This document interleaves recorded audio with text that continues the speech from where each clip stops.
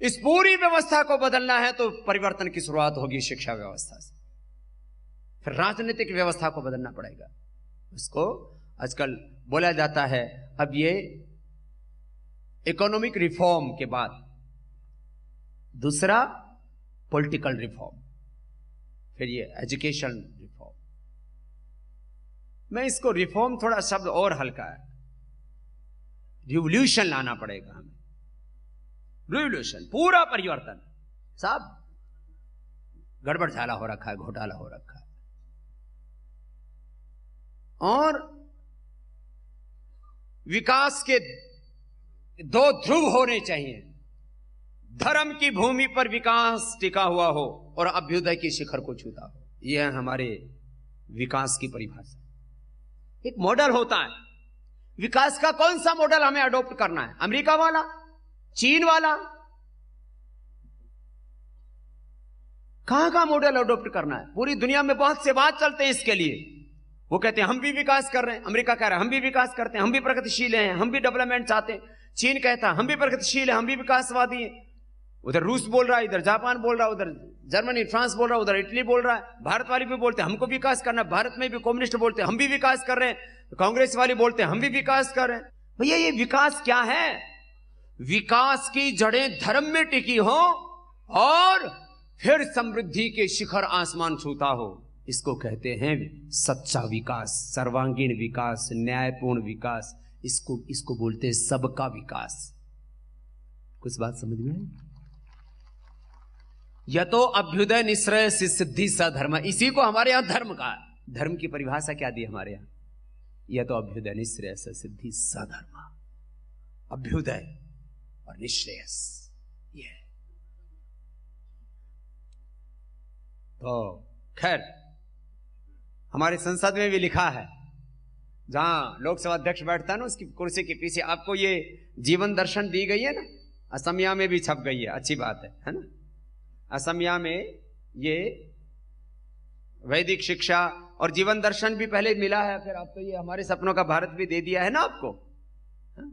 इसमें वैदिक शिक्षा में क्या लिखा है? ये पहले पेज में, यतो धर्मस ततो जयः, धर्म चक्र परिवर्तनाय सत्यमेव जयते। ये आदर्श थे हमारे शासन व्यवस्था के। ये जो पीछे लिखा हुआ है यहाँ, यतो धर्मस ततो, जोर से बोलो, यतो धर्मस ततो जयः, ये सुप्रीम कोर्ट की टैगलाइन है, उनका नीति वाक्य, उनका आदर्श है।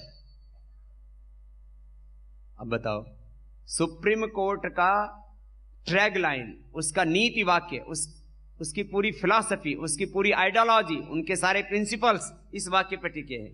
क्या है? यतो धर्मस, ये उसका टैगलाइन है। आप नेट पर निकाल कर देख रहे हैं, जो सुप्रीम कोर्ट नहीं गए हो, ना ही जाना पड़े तो अच्छा है। हमें तो मजबूरी में जाना पड़ता है, 1000 मुकदमे ढोक रखे हम पर। कितने? अभी कल परसों ही एक दिन उन्होंने ठोके थे हम पर 83। एक दिन में कितने? 83। फिर ऐसा ऑर्डर लिया हमने भी कोर्ट में जाकर के, एक ही दिन में सारे 83 कर दिए ध्वस्त, एक ही दिन में। तो आप लोग ये मैंने कहा ना जाना पड़े तो अच्छा, लेकिन उल्टा पुल्टा कर दिया है। तो व्यवस्था परिवर्तन का अगला पहलू है विकास की हमारी दिशा क्या होगी, विकास की हमारी आइडियोलॉजी क्या होगी।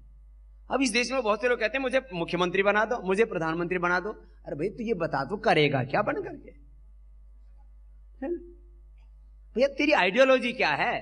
तो राइटिस्ट है, लेफ्टिस्ट है, कम्युनिस्ट है, सोशलिस्ट है, नेशनलिस्ट है कि अपॉर्चुनिस्ट है?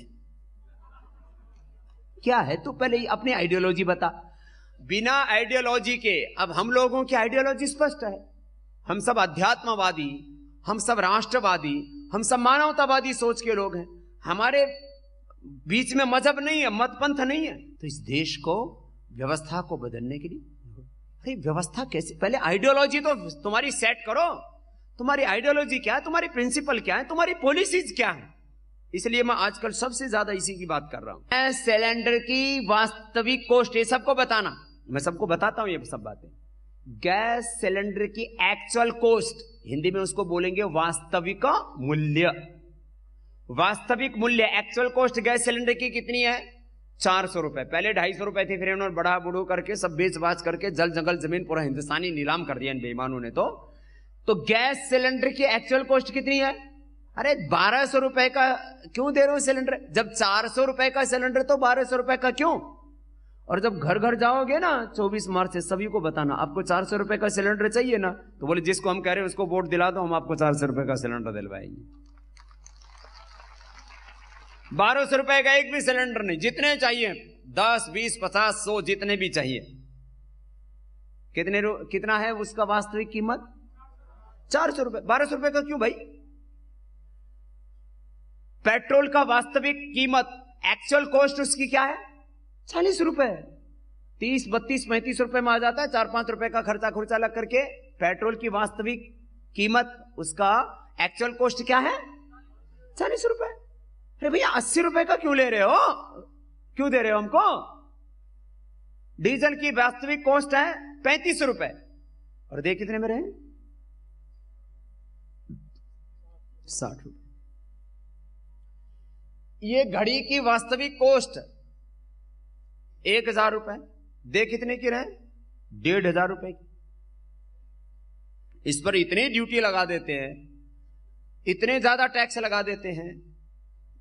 टूथपेस्ट, घड़ी से लेकर के, गाड़ी से लेकर के, टूथपेस्ट से लेकर के, साबुन शैंपू से लेकर के पेन तक, सब चीजों के ऊपर 30 से 50% टैक्स है। कितना?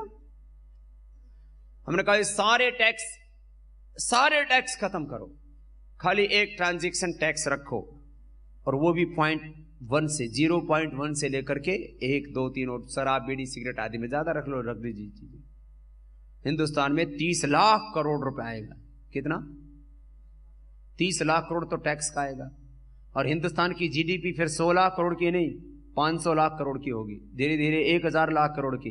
भारत ही पूरी दुनिया पर राज करेगा। ऐसा हिंदुस्तान बनाना है, नीतियां बदलनी।